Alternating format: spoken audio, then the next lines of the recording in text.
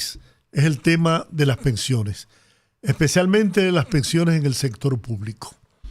Hemos logrado que nos acompañe esta tarde el coordinador general del Movimiento por las Pensiones de los Servidores Públicos, MOPESEP. Me refiero al psicólogo Luis Holguín Veras. Buenas tardes. Buenas tardes, muchas gracias por invitarme a este programa y compartir con ustedes la lucha que hemos tenido los servidores públicos a quienes se nos negaba el derecho a permanecer en reparto y obtener la pensión que nos corresponde del Estado. Gracias a Dios, el Consejo Nacional de Seguridad Social emitió el pasado jueves 6 una resolución en donde se hace reconocimiento de este derecho luego de un periodo de más de 19 años de negación de este derecho. Pues yo creo que más que el derecho, que lo es también, es el problema de la burocracia que hay que cumplir para lograr tener una forma de reclamo de ese derecho. Y papeles y qué sé yo qué, y buscar por aquí, buscar por allí, y te lo engavetan, y hazme el favor, mira, pásaselo para que lo firme y lo mande al otro departamento. Hay personas que tienen años en ese proceso, en lo que es un derecho. Ahora se han inventado que no es válida la certificación que emite el Departamento de Recursos Humanos de la institución en donde uno trabajó, sino que requieren que uno busque una certificación firmada por el titular de la organización. Es decir, que las autoridades han dicho que las personas que van a ser beneficiadas con esta resolución somos unos 20,000. Imagínense 20,000 personas buscando en 3, 4 lugares de instituciones públicas donde trabajajaron. A veces aparece el incumbente. Firmadas por el titular. Sí. Entonces es un... Pero para eso son los departamentos de recursos humanos, claro, de empresas públicas y privadas. Y en caso de que tengan dudas, se puede verificar. Y en caso de que haya falsedad, eso puede ser sometido penalmente. Claro, y fácilmente confirmado también. Sí, claro. Es decir, es un... pero habemos personas que estamos en esta condición, que podemos buscar las certificaciones, pero hay muchas que están inválidas, que tienen discapacidad, con dificultades psicomotoras, con 20,000 problemas de enfermedades y a veces precariedades también, que le impiden pagar todo este trámite. Pero mire, si le era difícil, buscándolo anteriormente en el recursos humanos con toda esa burocracia que hay que cruzar, ahora se la ponen en China también. Sería interesante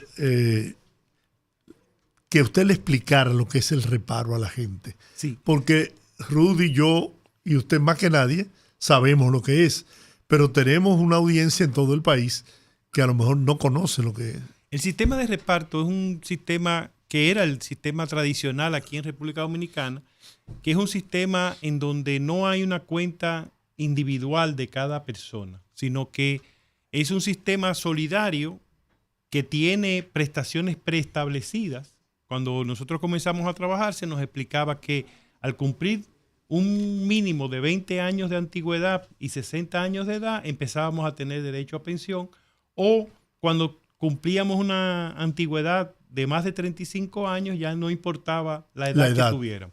Entonces, ese es un sistema que en vez de tener como el sistema de capitalización individual que introdujo... Que es un ahorro que tú haces. Sí, que es pero es un tú ahorro... Y el empleador. El empleador. Pero y un derecho acumulado. Pero es un fondo que te dicen que es tuyo, pero no te sirve para nada. Sí. Porque ni siquiera te da la certidumbre de que cuando tú cumplas los 30 años de trabajo vas a tener una pensión digna, porque los mismos estudios de la Superintendencia de Pensiones han señalado que la pensión va a corresponder en el mejor de los casos a menos de un 30% de tu salario. Es decir, que quien ganaba, vamos a decir, 100,000 para que sea más fácil ver la diferencia. Va a recibir 30,000 pesos. Es decir, tú vas a bajar de vivir con 100,000 pesos a tener que vivir con 30,000 en un periodo en donde tú tienes más gastos de medicinas, de médicos. Y donde sube el costo de la vida, ha subido. Totalmente. La economía pues, tiene esa particularidad de aumento constante. Exacto. Entonces, el sistema de reparto es un sistema más solidario en el sentido de que las pensiones se van pagando con los aportes que hacen los que están trabajando, en este caso en el sector público, y tiene la garantía de esos montos, de esa certidumbre de unas pensiones con montos establecidos bajo ciertas condiciones de requisitos. ¿Y cuáles son los montos establecidos? Para la persona que tiene 20 años de antigüedad, corresponde el 60% del promedio de salario de los últimos 3 años. Perdón, antes usted se... 20 años de antigüedad y alguna edad biológica. Sí, 60 años de edad. Sí, 60 años de edad es el mínimo de edad que se requiere. Y 20 años de servicio. A excepción de aquellos que hayan trabajado más de 35 años, que ya se obvia la edad automáticamente, que claro.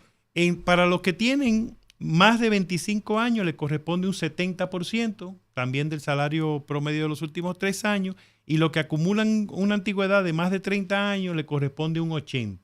A los de 35 también le corresponde el 80% del salario, del promedio de salario de los últimos 3 años, pero sin importar la edad que tenga. Son los 4 parámetros que se tienen en el sistema de reparto de funcionarios y empleados públicos. Lo lamentable es que esta negación de derecho se hizo teniendo en la misma ley 8701 3 artículos que reconocían ese derecho. Y aún así, por más de 19 años, el Consejo Nacional de Seguridad Social negó este derecho con todas las consecuencias que eso implica. ¿Y sobre qué pretexto? ¿Sobre qué base? Porque si está en la ley, y en un artículo de la ley, ¿sobre qué base? ¿Cómo lo obviaban? Después de 2 años y medio de lucha que hemos tenido en el MOPESEP en este tema, antes de que emitieran la resolución, le pedimos a las 4 instituciones rectoras del sistema de pensiones, el Consejo Nacional de Seguridad Social, la Superintendencia de Pensiones, la Dirección de Información y Defensa de los Afiliados y la Dirección de Jubilaciones y Pensiones a cargo del Estado, que nos dijeran cuáles eran las bases legales sobre las cuales se sustentaba la negación del derecho. Y bueno, esperábamos que saliera alguna justificación, no nos enviaron ninguna que tuviera que ver con el caso nuestro. ¿Qué fue lo que ocurrió? Que hay 2 formas establecidas en la ley 8701, la vigente, que establecen la posibilidad de una persona pasar a reparto o permanecer, seguir perteneciendo a reparto. El tener más de 45 años, que se llama también en algún momento en la ley de ingreso tardío, y los que tenían hasta 45.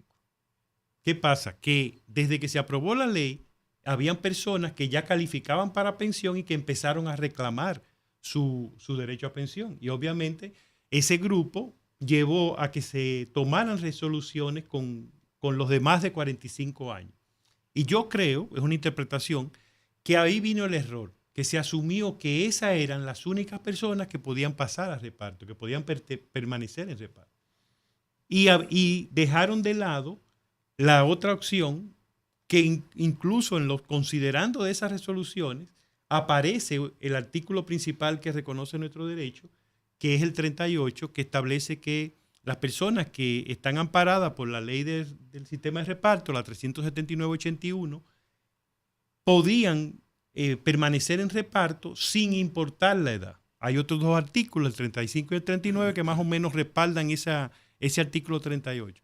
Y entonces, en los considerando, ellos lo mencionan, pero luego en el desarrollo de la... Sí. Pero lo grande es que sin tener ninguna resolución, ninguna base legal, por 19 años esto se ha mantenido. Sí. Es ahora cuando... Una negación de derechos. ¿Y qué va a pasar con esos 19 años? Una negación de derechos. Bueno, ahí la disposición es bastante completa. El Consejo realmente hizo un trabajo muy arduo para llegar a esta resolución. Ahí se presentan varias situaciones primero reconoce el derecho, que es lo más importante. Todo el que trabajó en el Estado antes del 1 de junio del 2003 tiene el derecho a permanecer en reparto. Eso no quiere decir que tiene derecho a obtener la pensión, pero tiene el derecho siempre que cumpla con los requisitos que establecimos de edad y de antigüedad.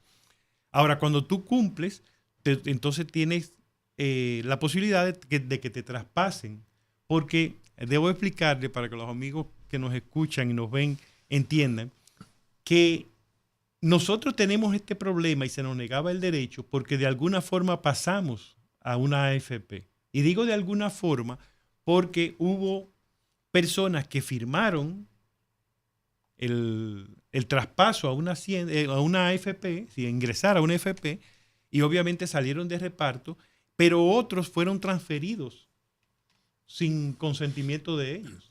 No, los empleados públicos deben estar en AFP Reserva. Bueno, pues todo este grupo para allá. Y hay personas que tienen, hay instituciones, una institución en la que yo he trabajo, que el monto involucrado en esa transacción de pasarlos a reparto implicó que 14 meses de cotizaciones de ellos quedaran en el aire. Cerca de 7 millones de por pesos. Eso no es posible. Que no están en sus cuentas individuales. Por suerte ahora pasan a reparto y eso se subsana. Déjame preguntarle algo. ¿Se mantiene el mecanismo de que, aunque usted ha trabajado en 10 instituciones del Estado, se le van acumulando y se le van aplicando? Entonces usted tendría que ir a 10 sitios a buscar al incumbente si se mudó y si vive en Nueva York, para que hágame el favor de firmarme esto. Digo, tiene que cumplir todo ese rigor, no solamente con el último, sino con todos. Con todos. Por eso ponerse en China a la gente. Pero lo peor es...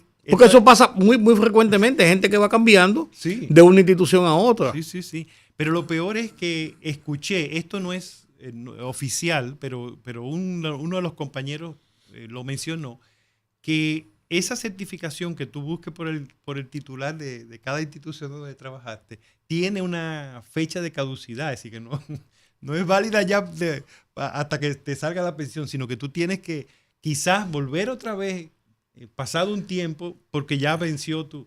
Entonces es un absurdo, porque estamos hablando de un documento oficial. Estamos hablando de que hay penalidad para esa persona que haga una certificación. Incluso la ley de función pública establece sanción para quien da una certificación falsa. Hay otro caso, y es el caso, yo lo conozco incluso por situación de varios amigos, que han trabajado en la administración pública, tenían acumulado fondos para una pensión, salieron de ahí, pasaron a Hacienda. Hacienda no lo reconoce, lo manda a deuda pública o está por ahí y se pierde. Eso es un robo al dinero de la persona, para decirlo descaradamente. Pues eso no puede ser. Y menos si es el Estado y el Ministerio. Sí. Yo no conozco casos de ese tipo. Sí conozco casos de personas que han trabajado en el sector público y en el privado, y entonces se tenía una dualidad, una indefinición de qué iba a pasar con los fondos que eran producto de tu trabajo en el sector privado. Con esta resolución queda claro que se va a transferir los aportes que tú hiciste, que hizo tu empleador del sector público, y la rentabilidad que esos fondos hayan generado. Lo del sector privado se quedaría en la AFP y entonces la AFP lo devolvería en la forma que está establecida. ¿Y cómo se hace? Entonces uno tiene que ir a afiliarse a una AFP. Porque ya nosotros estamos afiliados, porque también es bueno que expliquemos que el mismo Consejo Nacional de Seguridad Social y la Superintendencia de Pensiones en varias resoluciones reconocen que el proceso de afiliación se hizo con desorientación, desinformación, y que incluso hubo traspasos automáticos, que ya lo mencioné. Entonces eso implica que realmente el proceso de afiliación no se cumplió, no se llevó con el debido proceso. ¿Qué nos pasó a nosotros? Iban personas de una AFP que con autorización del área de recursos humanos o de los incumbentes, no sé de quién, decían cosas como: el que quiera recibir su pensión, venga y firme, porque de lo contrario no tienen seguridad. Cuando eso te lo dice una persona que está respaldada de las autoridades de la institución, muchos firmaron. Claro. En el caso mío, yo creo que yo firmé en un momento en que salí de una institución pública al sector privado. Y yo firmé, creo que voluntariamente. Tengo que investigar, pero creo que voluntariamente. Ahora, ¿qué encontramos? Que la ley de función pública establece que la pensión es un derecho laboral. Y más adelante, en el artículo 3 dice que los derechos laborales son irrenunciables. Es decir, que aunque yo haya firmado... No implica que haya renunciado a tus derechos. No he renunciado a mi derecho y debo poder volver. Hay un caso, el mío. Yo me inicié cotizando como director de comunicaciones en la Cámara de Diputados en el 2003. Y un empleo del Estado. Un empleo del Estado. Pero resulta que yo firmé un documento para una AFP. Al cabo del tiempo oigo con muchos amigos, yo dejo de trabajar y oigo que muchos amigos, entre ellos el vecino acá, pudieron recuperar buenas sumas de dinero. Sí. Y yo dije, pero yo debo tener un dinero. Cuando empiezo a investigar, bueno, pues sí, tengo alrededor de 2 millones de pesos, pero sorpresa, yo estoy en Hacienda. ¿Usted y ha cotizado en el sector privado? Yo he cotizado en el sector privado. Con esta resolución queda claro que los fondos que usted tiene en su AFP, en la Hacienda, por el sector privado deben pasar a una AFP. Se le va a abrir una cuenta en una AFP y se le van a poner ahí. Ay, Georgie, vamos a celebrar. Sí. Y lo que he pagado en el sector público. Lo del sector público no está concebido, como es un fondo solidario, no hay una cuenta individual, sino que hay una contribución. Un fondo común. Sí, todas las cotizaciones del empleado público caen en un mismo bolsillo de donde se pagan las pensiones. Y cuando el que ha cotizado llegue a pensión, su pensión se la pagarán los otros trabajadores que siguen cotizando. Bueno, pero hay 2 millones de pesos, un ejemplo, ¿no? Y resulta que fuimos donde hace unos años ya. Al superintendente de pensiones. Antes de la pandemia. Sí. Y me dijo, mira, mandó a calcular, a mí me tocaban unos 13,000 pesos de pensión. Y yo le dije, mira, gracias. Lo mejor que hizo, porque ahora lo va a poder retirar. Porque por tener, imagino que tenía más de 45 años en el 2003. Sí, no. Sí, hace 20 años. Sí. En el 2003 tenía más de 45. Entonces ya usted le entra en el concepto de ingreso tardío y una de las opciones que tiene es retirar en un solo pago el monto que tiene acumulado. Todo lo que me han descontado en sector público y privado. ¿Pero dónde? El en público Hacienda. No.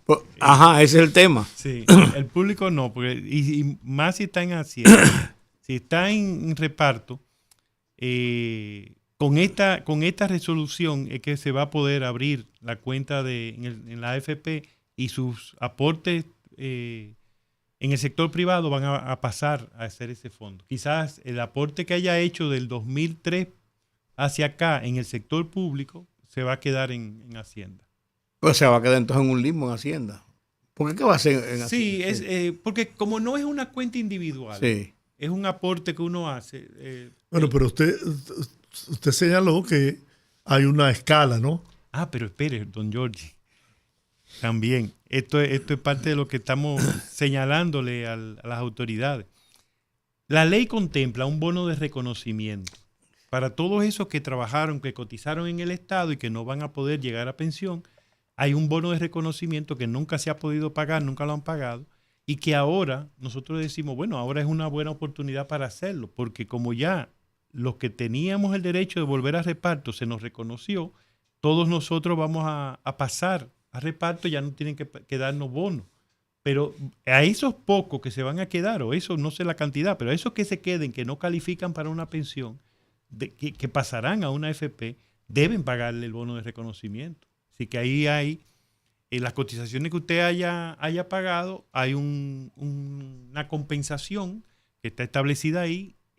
No ha habido nunca interés por pagarlo, pero quizás ahora, como que se ha reducido, se pueda pasar y eso podría ser una relativa recuperación de esos aportes que usted hizo en el sector, en el sistema de reparto. Sí. Así que es una buena noticia. Bueno, cualquier cosa es mejor que nada, Georgie. Sí. Yo vi que tú pusiste la cara de tristeza. Sí. Después que sí, que no. Pero bueno. Resignado, ¿no? Porque no hay... Ahora, ¿qué cantidad de personas entra en esta nueva modalidad a propósito de la resolución aprobada? Más o menos. Las autoridades dicen que va a beneficiar a unas 20,000, pero ellos están tomando en cuenta también aquellas que todavía están por cumplir sus requisitos. Ya listos, sí, identificados como que tienen los requisitos para pensión, somos menos de 5,000, 4,000 y tantos, según las estimaciones que hizo la Superintendencia de Pensiones. ¿Qué le va a representar eso al Estado en términos económicos? El monto no lo tengo, no lo han compartido. En las reuniones que hemos estado, las autoridades han sido muy, muy limitadas en las informaciones que nos han dado de estos aspectos cuantitativos. Pero lo importante es que muchas personas que dieron su vida laboral al Estado y que estaban siendo negado el derecho a obtener una pensión digna, han recobrado esa posibilidad. ¿Y los que han muerto, los que han fallecido? Lamentablemente, si estaban en una AFP, sus herederos pueden ser beneficiados. Esa es una de las cosas buenas que tiene la resolución y se le debe a un esfuerzo que hizo la Dirección de Información y Defensa de los Afiliados, que logró que se reconociera el derecho, pero que la transferencia se hiciera cuando la persona cumpliera los requisitos de obtener su pensión del Estado. Claro. Porque nos decían las autoridades de la DIDA que habían personas que se habían transferido, pero que al estar ya en Hacienda, en el sistema de reparto, encontraban que le faltaban un año, 2 años de edad o de antigüedad. Y mientras esperaban eso, fallecieron. Entonces, en reparto no hay una forma de tener un beneficio para los herederos, para el cónyuge. En el sistema de capitalización individual sí. Entonces, es una ganancia para los servidores públicos que tengamos la certeza de que ya el derecho está reconocido y que cuando cumplamos los requisitos vamos a poder pasar. Y entonces, si fallecemos antes de obtener la pensión del Estado, sí podríamos nuestros herederos tener ese beneficio.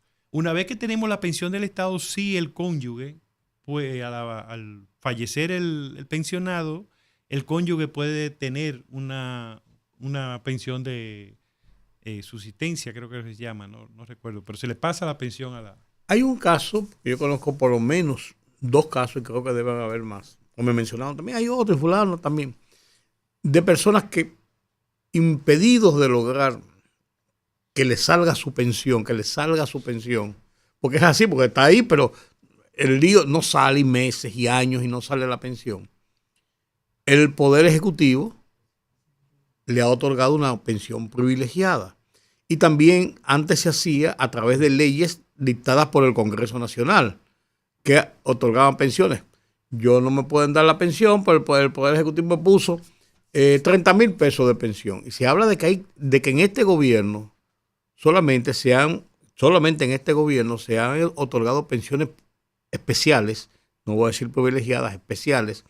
Se habla entre 25 y 30,000 personas. Hay quienes dicen que 35,000 pensiones se han otorgado. Si esas personas entonces caen dentro de esto, ¿cuál sería su situación legal?